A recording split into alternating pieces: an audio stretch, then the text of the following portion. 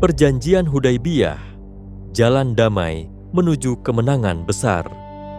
Pada tahun ke-6 Hijriah, Nabi Muhammad SAW bersama para sahabatnya berangkat dari Madinah menuju Mekah dengan niat suci, yaitu menunaikan ibadah umrah.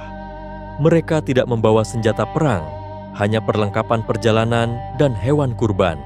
Ini sebagai tanda bahwa tujuan mereka bukan untuk berperang. Namun perjalanan ini tidak berjalan mudah. Kaum Quraisy yang menguasai Mekah saat itu memandang kedatangan kaum muslimin sebagai ancaman dan menghalangi mereka memasuki kota. Ketegangan meningkat, diplomasi mulai dijalankan, dan akhirnya lahirlah sebuah kesepakatan damai yang dikenal dengan nama Perjanjian Hudaybiyah. Inilah awal dari kisah luar biasa tentang kebijakan, kesabaran, dan kemenangan dalam kesepakatan damai. Mari kita telusuri latar belakang dan peristiwa penting dalam Perjanjian Hudaybiyah.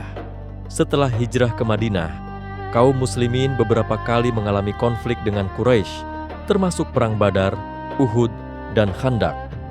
Meskipun sering menang secara moral dan spiritual, kaum muslimin belum bisa menunaikan ibadah haji atau umrah ke Ka'bah karena dihalangi oleh Quraisy. Pada bulan Zulqa'dah, tahun ke-6 Hijriah, Rasulullah SAW bermimpi bahwa beliau dan para sahabat akan memasuki Mekah dalam keadaan aman untuk menunaikan umrah. Maka beliau mengajak sekitar 1.400 sahabat berangkat tanpa senjata berat, hanya pedang yang tidak disarungkan. Ketika mendekati Hudaybiyah, sebuah tempat sekitar 22 km dari Mekah, rombongan dihadang oleh pasukan Quraisy yang menolak mereka masuk. Dalam peristiwa besar ini, berbagai pihak memainkan peran penting yang menentukan arah dan hasil dari negosiasi damai yang berlangsung. Perjanjian Hudaybiyah bukan sekadar perjanjian antara dua kelompok yang bertikai, melainkan pertemuan antara kekuatan iman dan tradisi, diplomasi, dan kebijaksanaan. Untuk memahami lebih dalam bagaimana kesepakatan ini tercapai, penting bagi kita untuk mengenal siapa saja pihak-pihak yang terlibat dalam proses ini, baik dari kalangan muslimin maupun Quraisy, serta para utusan yang menjadi jembatan komunikasi di antara keduanya. Pihak muslimin sendiri dipimpin oleh Nabi Muhammad SAW bersama 1.400 sahabat. Sementara dari pihak Quraisy diwakili oleh Suhail bin Amr, seorang tokoh diplomatik Quraisy yang dikirim untuk bernegosiasi. Sebelum perjanjian, beberapa utusan dikirim oleh Rasulullah untuk berdialog, termasuk Utsman bin Affan yang sempat dikira telah dibunuh, hampir memicu peperangan. Setelah melalui perundingan yang alot, kedua pihak pun sepakat pada beberapa poin.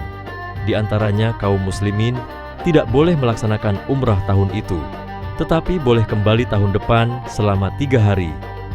Lalu gencatan senjata antara kedua belah pihak selama 10 tahun, dan siapapun dari pihak Quraisy yang lari ke Madinah harus dikembalikan. Namun, jika ada yang dari pihak muslimin membelot ke Quraisy, tidak perlu dikembalikan ke Madinah. Dan terakhir, bahwa suku-suku Arab bebas memilih bergabung dengan pihak manapun, baik ke pihak Quraisy atau ke pihak muslimin. Saat perjanjian ditulis, Suhail bin Amr keberatan dengan kalimat Muhammad Rasulullah dan meminta agar ditulis Muhammad bin Abdullah. Meski terasa berat bagi para sahabat, Rasulullah menerima dengan tenang. Ini menunjukkan kedewasaan dan kelapangan hati beliau demi kebaikan jangka panjang.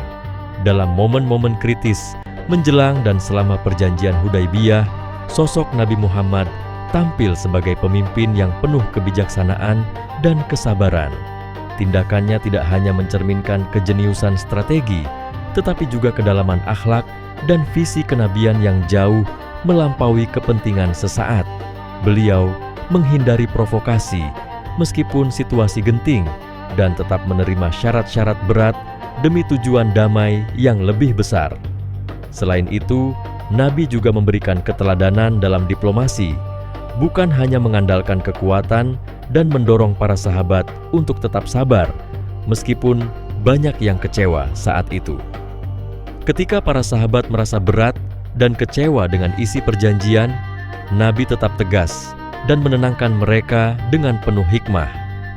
Perjanjian Hudaybiyah bukan hanya peristiwa sejarah, tetapi juga memiliki landasan spiritual yang kuat dalam ajaran Islam.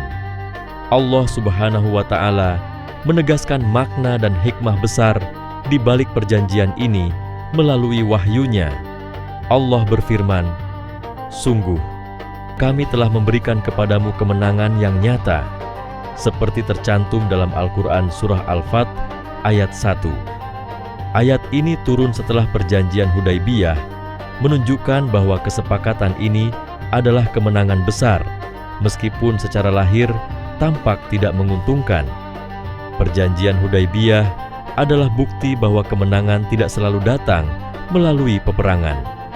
Kadang, kesabaran, hikmah, dan kebijaksanaan bisa menjadi senjata yang lebih tajam dari pedang. Dan dari kisah mengenai perjanjian Hudaybiyah ini, ada beberapa pesan moral berharga yang bisa kita renungkan dan teladani agar bisa berguna bagi kehidupan kita. Yang pertama adalah agar selalu menjaga kesabaran dalam menghadapi tekanan. Rasulullah dan para sahabat menerima kesepakatan yang secara kasat mata tampak merugikan, tapi kesabaran mereka membawa kemenangan.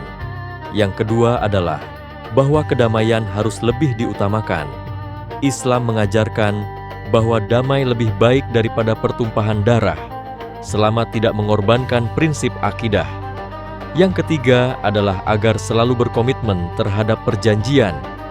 Meskipun tidak adil secara timbal balik, Nabi Muhammad SAW tetap mematuhi isi perjanjian, menunjukkan pentingnya menjaga janji dan integritas. Dan yang terakhir adalah bahwa kemenangan butuh perencanaan. Rasulullah mampu melihat jauh ke depan. Perjanjian ini membuka jalan untuk penyebaran Islam ke berbagai wilayah, dan akhirnya Fathu Makkah pun terjadi 2 tahun kemudian. Perjanjian Hudaybiyah mengajarkan kepada kita bahwa kemenangan dalam hidup tidak selalu datang melalui jalan yang mudah. Kadang kita harus bersabar, menahan ego, dan berpikir jauh ke depan.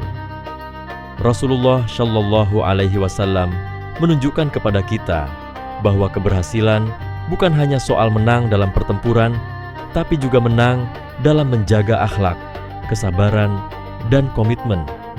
Marilah kita teladani kebijaksanaan Rasulullah dalam menyelesaikan konflik, dalam bersikap tenang di tengah tekanan, dan dalam menjadikan damai sebagai jalan utama menuju kemenangan.